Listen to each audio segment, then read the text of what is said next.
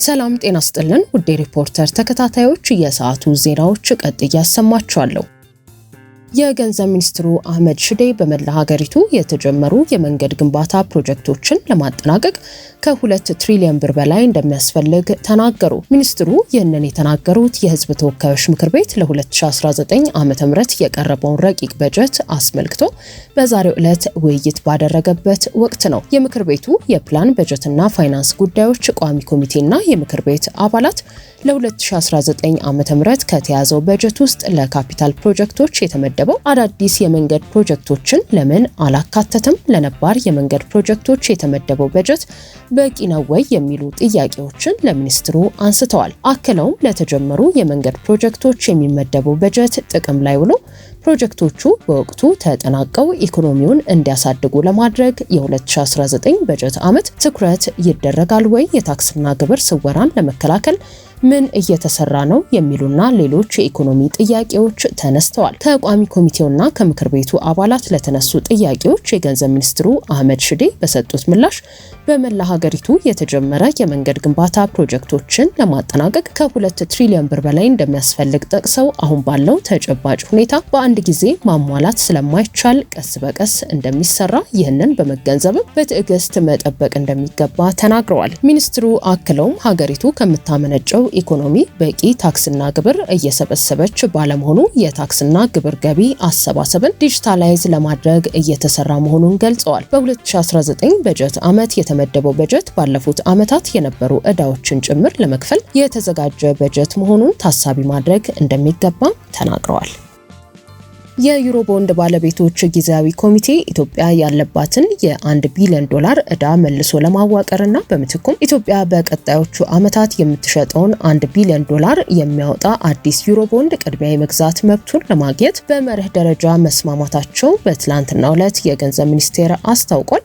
ሁለቱ አካላት የመርህ ደረጃ ስምምነት ላይ የደረሱት ኢትዮጵያ እንደ አውሮፓውያኑ አቆጣጠር በ2024 ከፍላ ማጠናቀቅ የነበረባትን 1 ቢሊዮን ዶላር ዕዳ መልሶ ለማዋቀርና የመክፈያ ጊዜውን ለማራዘም እንደሆነ የገንዘብ ሚኒስቴር በትላንትናው ዕለት ያወጣው መግለጫ ያመለክታል። የገንዘብ ሚኒስቴር መግለጫ ከዋና የቦንድ ባለቤቶች ኮሚቴ ጋር በመሰረታዊ የፋይናንስ ውሎች ላይ በመርህ ደረጃ ስምምነት ላይ መደረሱንና ላለፉት 3 ሳምንታት ሲደረግ የቆየው ጥብቅ ድርድር በትላንትናው ዕለት መጠናቀቁን አመልክቷል። ድርድሩ የተካሄደው የቦንዱን 45% ድርሻ ከያዙት ዓለም አቀፍ የፋይናንስ ተቋማት ኮሚቴ ጋር ሲሆን የኢትዮጵያ መንግስት በህግና ፋይናንስ አማካሪዎቹ ዋይት ኤንድ ኬዝ እና ላዛርድ ተወክሏል። በመግለጫው መሰረት የዩሮ ቦንድ አበዳሪዎች ኮሚቴ ኢትዮጵያ ካለባት 1 ቢሊዮን ዶላር ውስጥ የ12% የዕዳ ስረዛ ለማድረግና የመክፈያ ጊዜውን ደግሞ እንደ አውሮፓውያኑ አቆጣጠር እስከ ጁላይ 2029 ለማራዘም በመርህ ደረጃ ስምምነት ላይ ተደርሷል። በኢትዮጵያ በኩል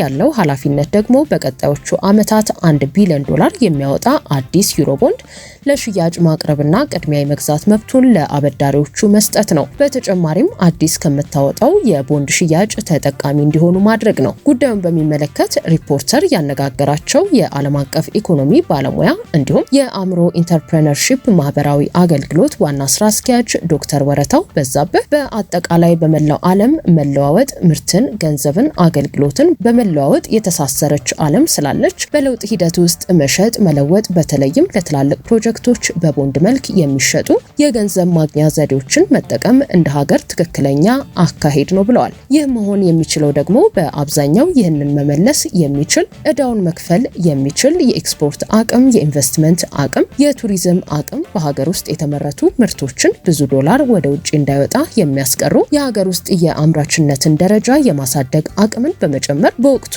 አጠናቆ መክፈል የሚቻልበትን ሁኔታ ማመቻቸት እንደሚገባ አስረድተዋል። ይህ ስምምነት ዘላቂ የሚባል የዕዳ ሽግሽግ ሊፈጥርልን ይችላል ወይ? አሮጌውን ዕዳ ለመሸፈንስ ሌላ አዲስ ዕዳ የመጨመር ፍላጎትን ሊያንረው ይችል እንደሆን ለቀረበላቸው ጥያቄ ተከታዩ ማብራሪያ ሰጥተዋል።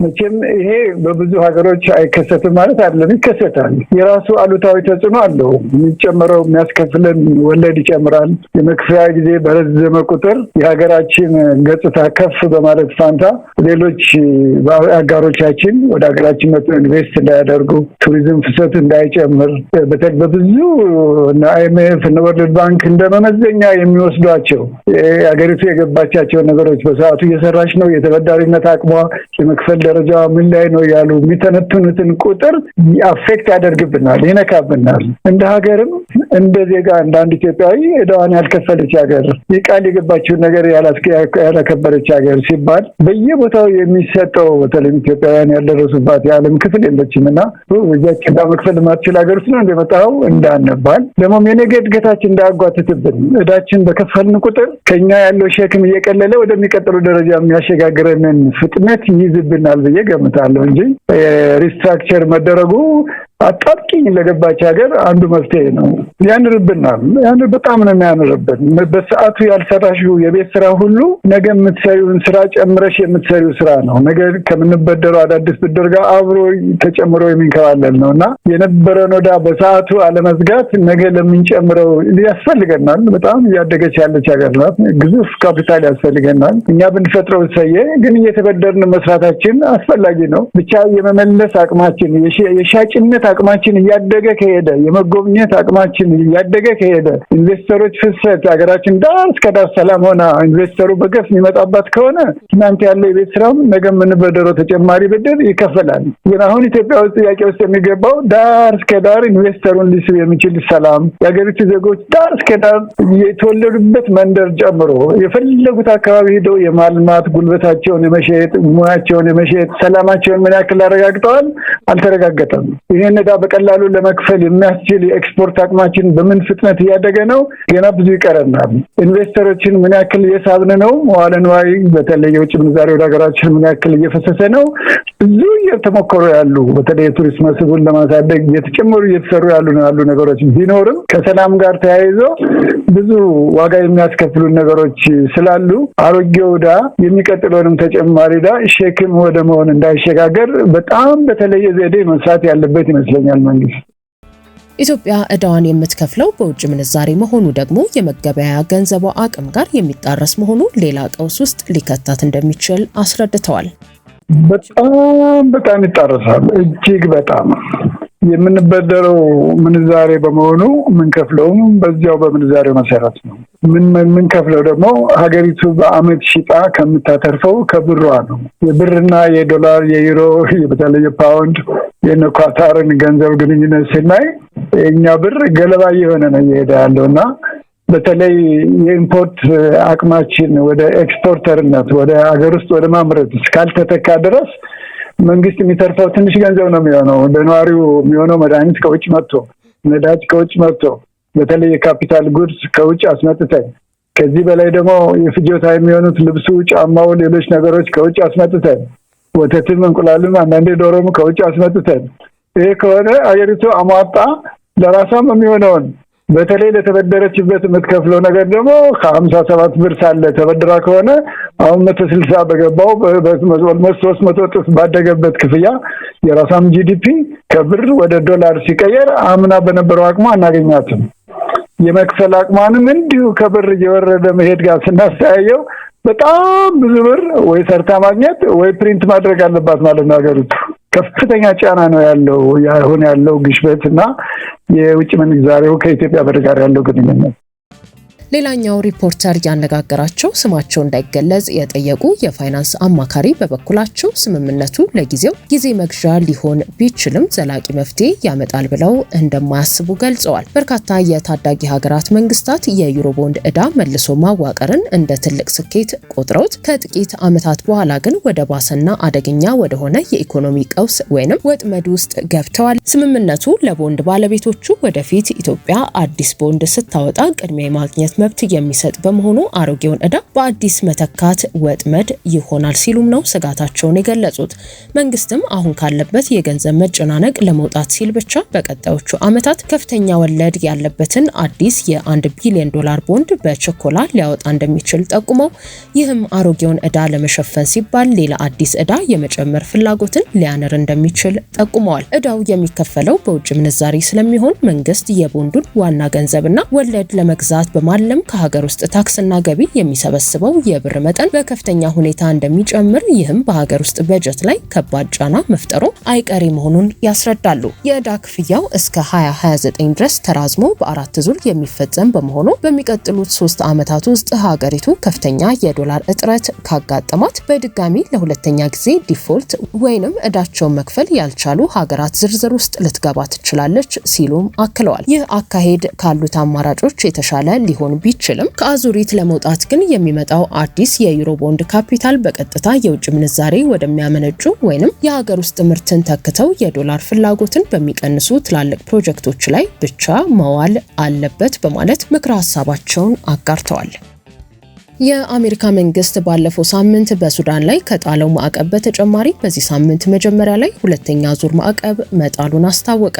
ሁለተኛው ዙር ማዕቀብ በኬሚካልና ባዮሎጂካል የጦር መሳሪያ ቁጥጥርና የኬሚካል እንዲሁም ባዮሎጂካል ጦርነት ማስወገጃ ህግ መሰረት መጣሉን አስታውቋል። በሁለተኛው ዙር ማዕቀብም ሱዳን ከዓለም አቀፍ የገንዘብ ተቋማት ምንም አይነት ብድርና የቴክኒክ ድጋፍ እንዳታገኝ የሚከለክል መሆኑን ያስታወቀው የአሜሪካ የውጭ ጉዳይ መስሪያ ቤት ከዚህም በተጨማሪ በአሜሪካ የንግድ ሚኒስቴር አማካኝነት የሱዳን የኤክስፖርት ምርቶች ወደ አሜሪካ ገበያ እንዳይገቡ እንዲሁም የሱዳን መንግስት አየር መንገድ ወደ አሜሪካ እንዳይበር መከልከሉን ገልጿል። በሱዳን ላይ ሁለተኛ ዙር ማዕቀብ እየጣለ ነው። እነዚህ ማዕቀቦችም ከዓለም አቀፍ የፋይናንስ ተቋማት ለሱዳን የሚሰጣቸውን ተቃራኒ ብድር ወይንም የገንዘብ ወይንም ደግሞ የቴክኒክ ድጋፍ፣ በንግድ ዲፓርትመንት ተጨማሪ የኤክስፖርት እገዳዎችና የሱዳን መንግስት ንብረት የሆኑ አየር አጓጓዦች በአሜሪካ ውስጥ እንዳይሰሩ መከልከልን ያካትታል። የፕሬዝዳንት ትራምፕ አስተዳደር ለሱዳን ዘላቂ ሰላም ቁርጠኛ መሆኑን የገለጸ ሲሆን የአሜሪካ የውጭ ጉዳይ መስሪያ ቤት በሱዳን ህዝብ ላይ እየደረሰ ያለውን አስከፊ ስቃይና ሰቆቃ ለማቃለል የሱዳን ተፋላሚ ኃይሎች የሰብአዊ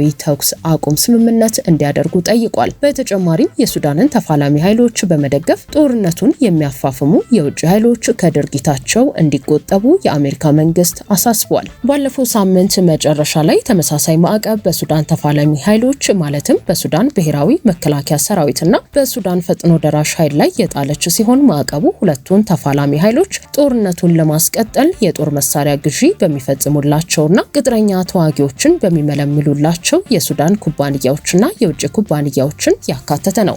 በዚህም የሱዳን መንግስት ንብረት የሆነው ፖርት ኢንጂነሪንግ ካምፓኒና ታርጌት መልቲ አክቲቪቲስ ካምፓኒ ለሱዳን ጦር ኃይል ህንድ ከሚገኘው ኤስቢኤል ኢንጂነሪንግ ከተባለ ኩባንያና አንድ ስሙ ያልተጠቀሰ የግብጽ ኩባንያ ፈንጂዎችንና የጦር መሳሪያዎችን ወደ ሱዳን በማስገባቱ በአሜሪካ የሚገኙ ሀብቶቹ እንዳይንቀሳቀሱ ማዕቀብ ተጥሎበታል። በዚህ የጦር መሳሪያ ግዢና አቅርቦት ላይ አንድ የግብጽ ኩባንያና አንድ የህንድ ኩባንያ መሳተፋቸውን የገለጸው የአሜሪካ መንግስት በህንዱ ኩባንያ ላይ ማዕቀብ ሲጥል የግብጽን ኩባንያ ማንነት አልጠቀሰም። በተጨማሪም በማዕቀቡ አልተካተተም። በተጨማሪም ከሱዳን ፈጥኖ ደራሽ ኃይል ጎን ተሰልፈው የሚዋጉ የኮሎምቢያ ቅጥረኛ ተዋጊዎችን መልምሎ በመላክ ተሳትፈዋል የተባሉ የኮሎምቢያ ዜግነት ያላቸው 3 ግለሰቦች ላይ አሜሪካ ተመሳሳይ ማዕቀብ።